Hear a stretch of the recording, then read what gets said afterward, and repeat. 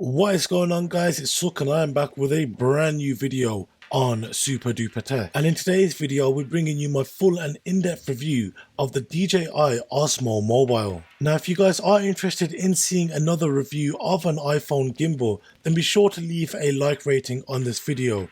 But without any further ado, let's hit the titles.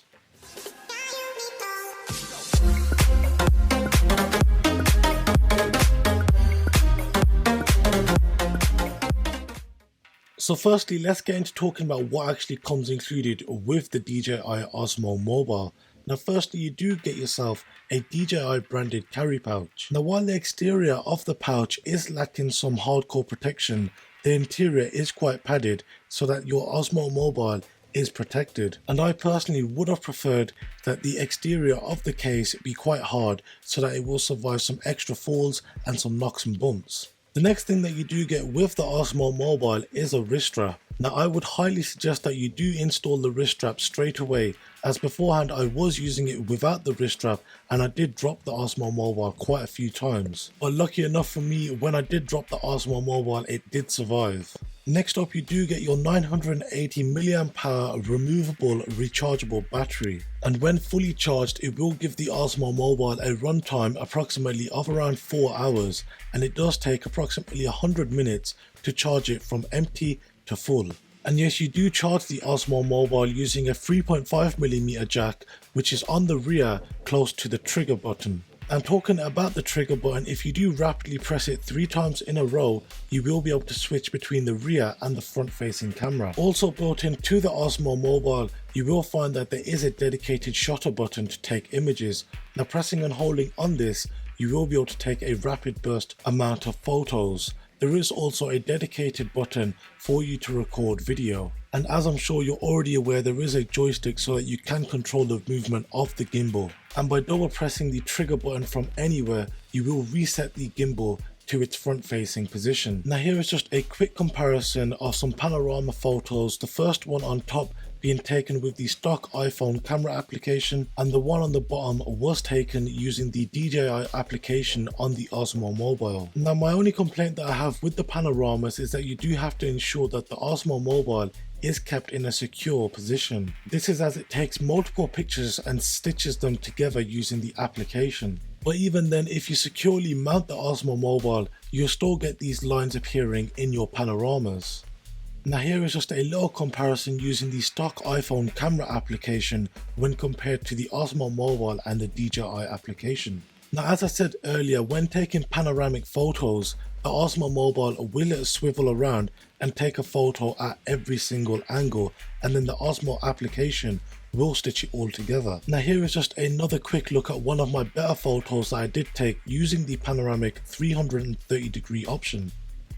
Now there is another option which does allow you to take panoramic photos, but this time taking 3 photos from a low angle, 3 from a high angle, and 3 from a straight on angle. In my opinion, I do believe that this type of panoramic photo is the better of the 3 options that DJI do present to you.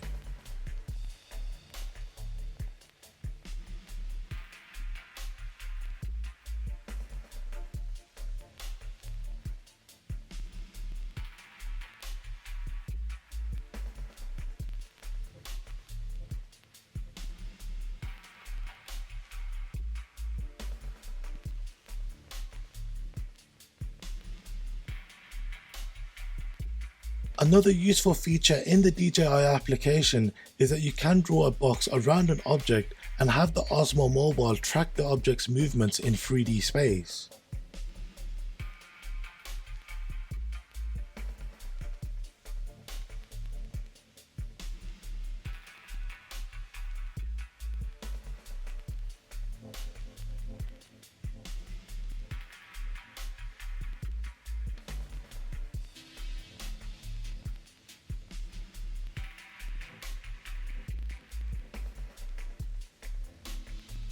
Now I do find that this can be a useful feature, but you have to remember to keep the subject in frame of the shot at all times. Now if the subject does go out of frame, the application will find a hard time instructing the gimbal on which direction to move, and you could be left with the subject of your shot being out of frame.